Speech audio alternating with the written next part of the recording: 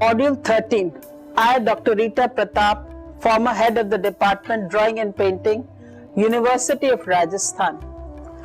I am going to speak on figure painting of the 5 dynasty and Shung, 10th to 13th centuries. The turbulent interim between the Tang and Shung dynasties, while the 5 ephemeral powers that give the 5 dynasties period its name, was succeeding one another rapidly in the Yellow River region.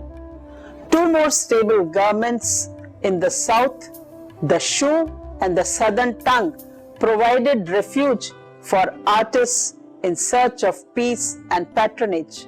The southern Tang contributed most of what is known as Jiangnan area south of the Yangtze and had its capital Nanking.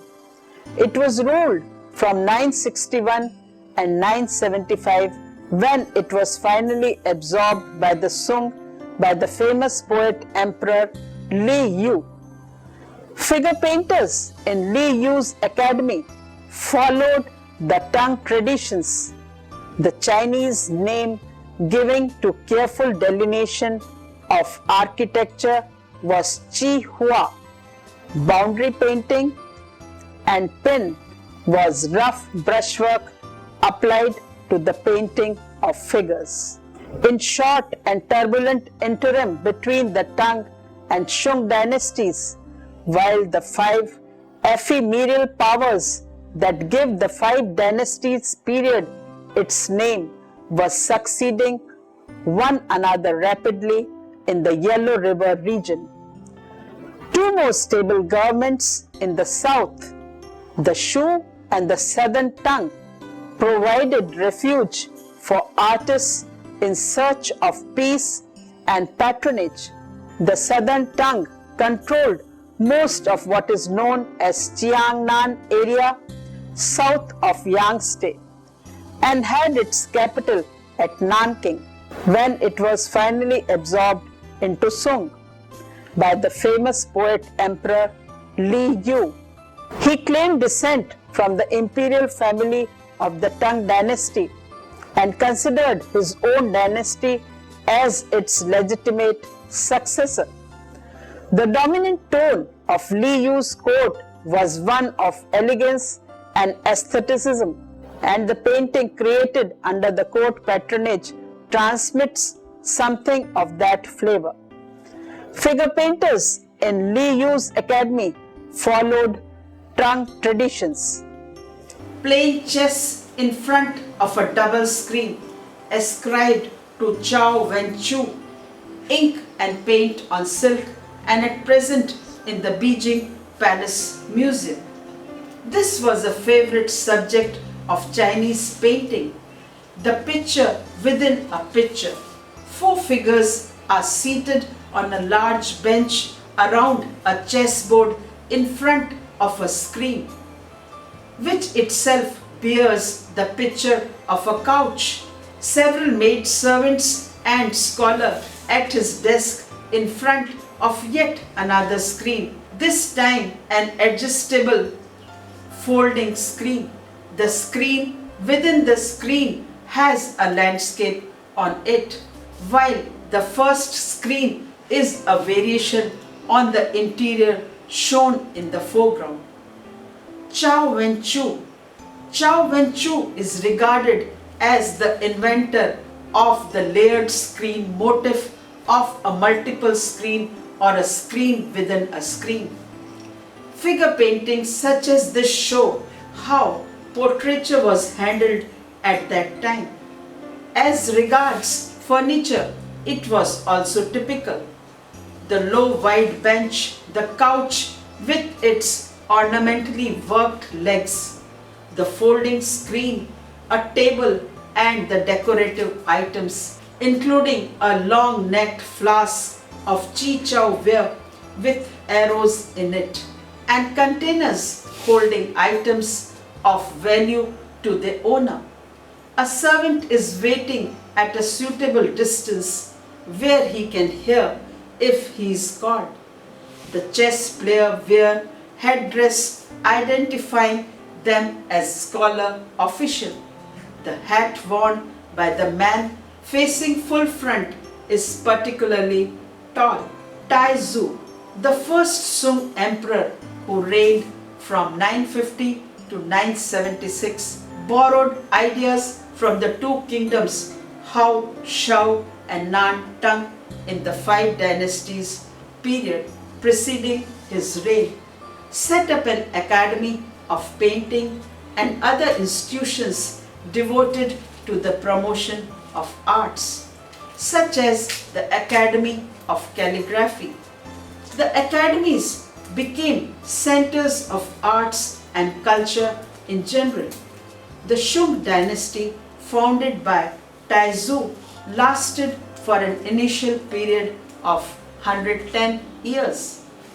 An example is of a portrait of Emperor Taizu, second half of 10th century. Ink and paint on silk, it is a hanging scroll and at present in the Taipei Palace Museum.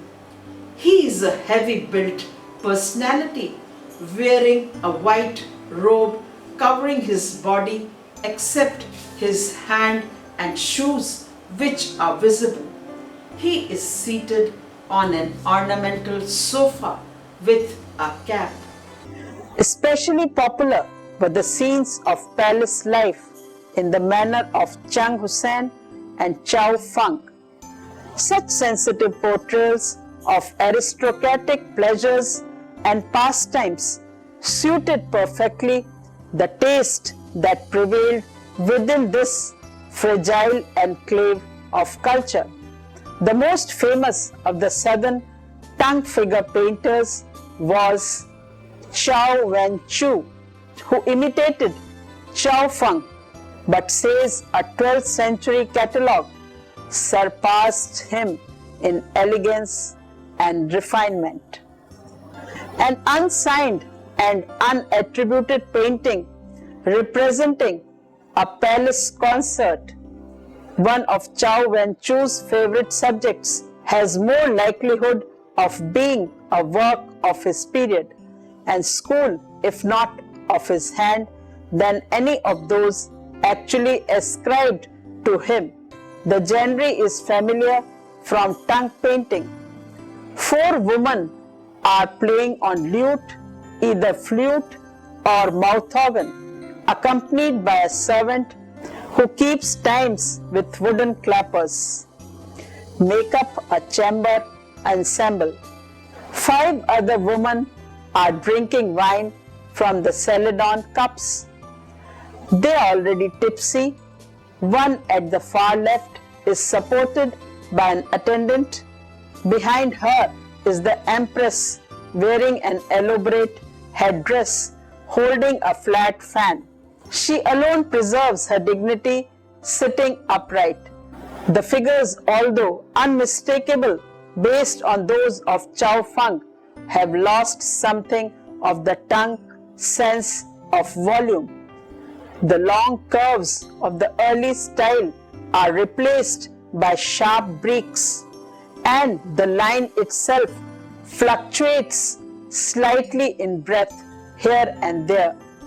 If we leave aside these details of style, however, the picture might well persuade us, as it was meant to do, that nothing of importance has changed since the age of Chow Feng. The colors are still as bright and cheerful, the ladies as plump. The artist and his model assume the same air of calm assurance as if the tongue.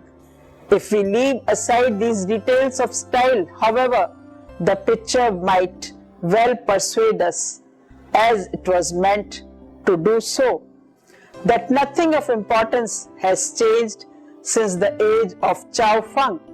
The colors are still as bright and cheerful. The ladies as plump had never fallen. Painter in the Nanking court must have done their part in maintaining Li Yu's precious illusion of perpetuating a glory long vanished. Further west, in what is now Sichuan province, the Shu state held out like way against the tumult of the time. Some artists who had served under the last Tang emperors fled to Chengdu, the Shu capital, and flourishing section of the painting grew up there. A generally more progressive school than that of the southern Tang. It is from literary accounts that one knows the popularity in Shu of the eye pen or untrammeled styles and of ink monochrome. In Japan, there are two small pictures attributed to one of Chengdu artist Shiko, although they are much later than 5 dynasties period in date. It may be copies of his work. The paintings gives us some hint on how the rough brushwork of the eye pen was applied to the painting of figures. One can visualize the subjects of the paintings pertaining to Chan Buddhism, Japanese Zen. We must pause to consider that unique sect. The semi-legendary story of the transmission of Chan from India to China by Bodhidharma in the early 6th century is well known. Buddhism before had converted a good part of China.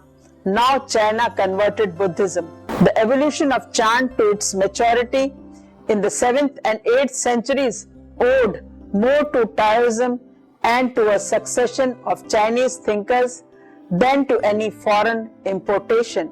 This is the reason why Chan penetrated so deeply into the intellectual life of the late Tang, 5 dynasties and Sung periods, and was the only sect to sustain its strength in the midst of the general Buddhist decline in China.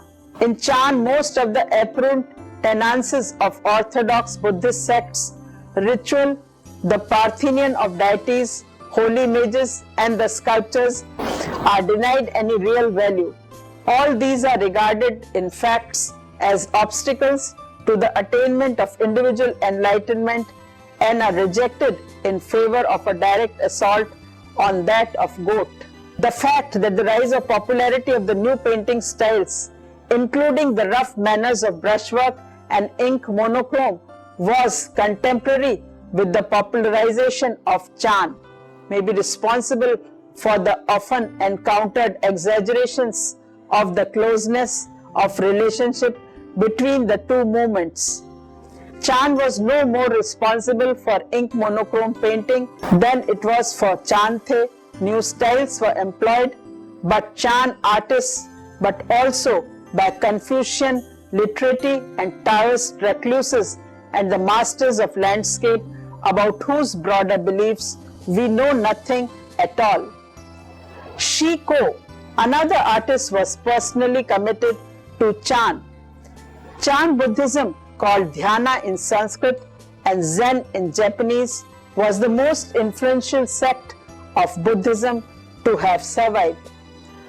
The religious persecution that took place toward the end of Tang dynasty, first introduced into China in the 6th century.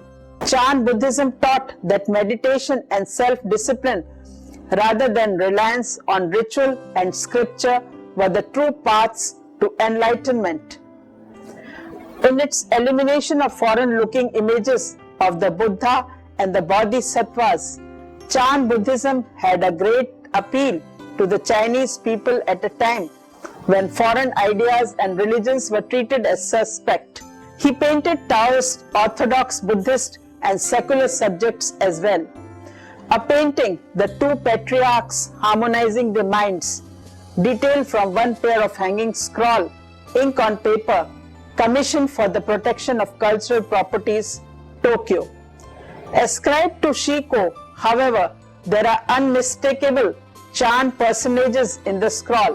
One patriarch, Buddhist holy man, the sleeping tiger represents the world in harmony, is leaning comfortably upon the back of the tiger, his head lowered between the hunched shoulders. Whether he is meditating or asleep is uncertain. A bush of straw or shredded bamboo has been employed in drawing the garment of the camel and fur of the tiger. The experience of such a picture is quasi-kinesthetic. One senses in observing these ragged lines the vigorous movements of the painter. When the painter's brush rested momentarily, blots of deep black color remain. When it moved swiftly, streaks of ink trail behind it as the fibers of the brush separated.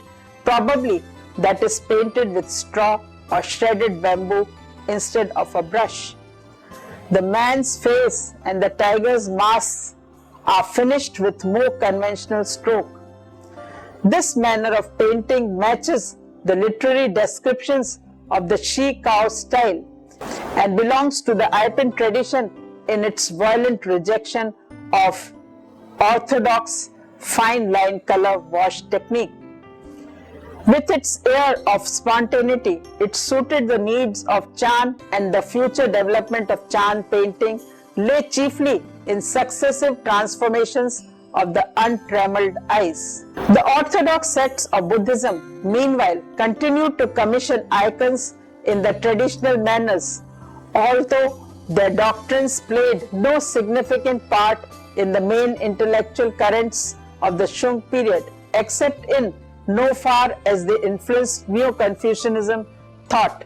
They retained some popular following and enough force to inspire an abundance of painting, ranging in quality from indifferent to excellent. The entire range is represented among surviving works, especially in the rich collections of Japanese temple. Most of the paintings are unsigned. The artists were not famous and their identity was no special concern to purchasers of their works, who required objects for worship rather than for aesthetic enjoyment. The painters accordingly were not encouraged to develop individual styles. They tended to follow old models for their designs and worked in whatever manner was orthodox in their time. They were constrained to iconographic correctness and aimed at portraying the Buddhist subjects with skill and conviction, and doing them with whatever aspects were required: fierceness, benevolence, asceticism, or nobility. Most of the available paintings are unsigned. The artists were not famous and their identity was of no special concern to purchasers of their works, which required objects of worship rather than for aesthetic enjoyment. The painters accordingly were not encouraged to develop individual styles. They tended to follow old models for the designs and worked in whatever manner was orthodox in their time. They admired at portraying the Buddhist subjects with skill and convention. Painted by anonymous Kung Chiao Ming Wang, the Peacock King is represented in a superb early painting. One of the treasures of Ninnaji, a Buddhist temple in Kyoto, detailed from a hanging scroll, ink and colors on silk, 11th century. Like many of the deities of historic Buddhism, he is austere in appearance but benevolent in function. He devours the evil thoughts and passions which befoul the minds of the humans. Just as his peacock vehicle in the legend at least consumes poisonous snakes, insects and plants. The two faces at the sides of the head have fierce expression, while the central base is impassive, probably Northern Shung in date. The picture is unsurpassed in beauty among surviving Buddhist paintings.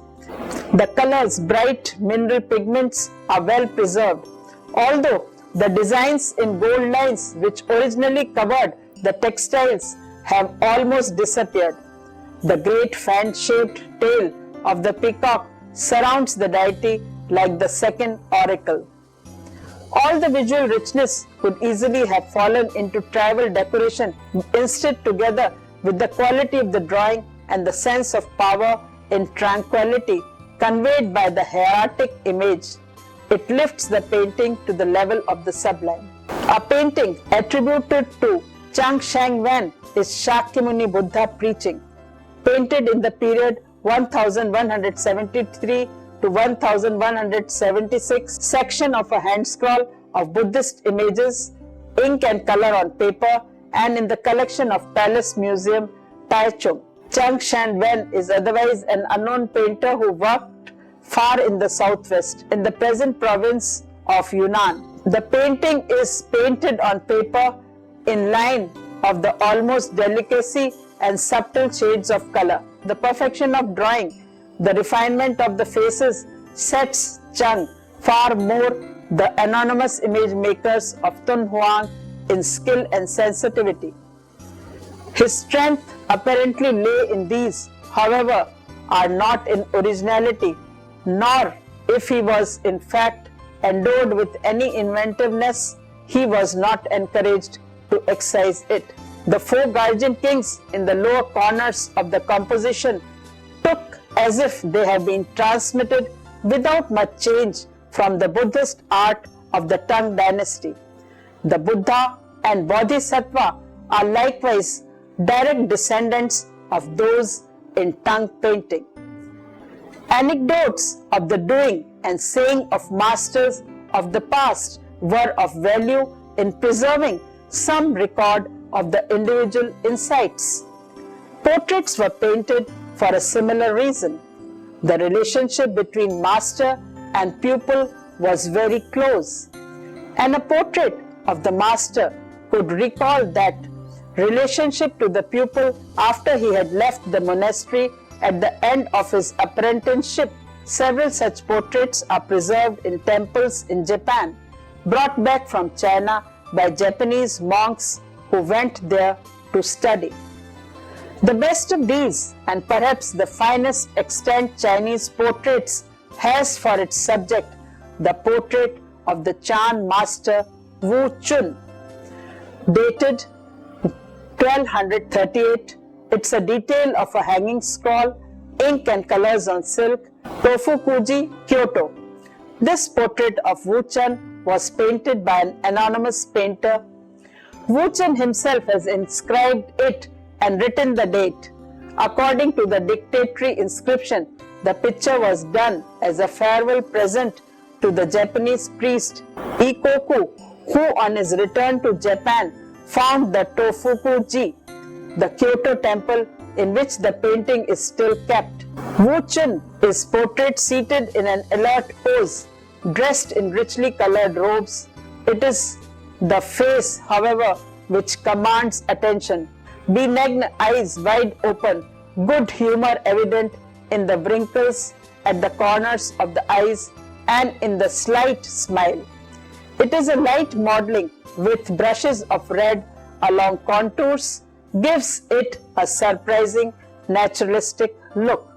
Figure painters of the Imperial Academy devoted themselves chiefly to secular themes, incidents from history and legend. Illustrations to the classics, originally genre subjects, the last was specially common in the southern Shung period. Li Shung, artist whose specialty was the careful delineation of architecture, called in Chinese Chi Hua or boundary painting, sometimes applied the same meticulous technique to representations of figures. Producing such astonishing display of draftsmanship as in the painting, the Knick-Knack Peddler, ink and light colors on silk, Palace Museum collection, Taichung. This fan-shaped album leaf, about 10 inches long, with a signature and date 1210, is a masterpiece of draftsmanship. In this charming study, Li Chung depicts an apprehensive peddler who is trying to make a sale to a woman overwhelmed by her demanding children. Circular or oval-shaped fan painting typically are done by the best painters at the court. These were often inscribed on the back with poetry written by a member of the imperial family. The painter has written on it, in addition, 3 tiny characters meaning 500 articles, referring with well-justified pride to the number of individual objects he has drawn in the peddler's pack. is meticulously delineated by the artist. The fineness of drawing is not the only virtue of the picture.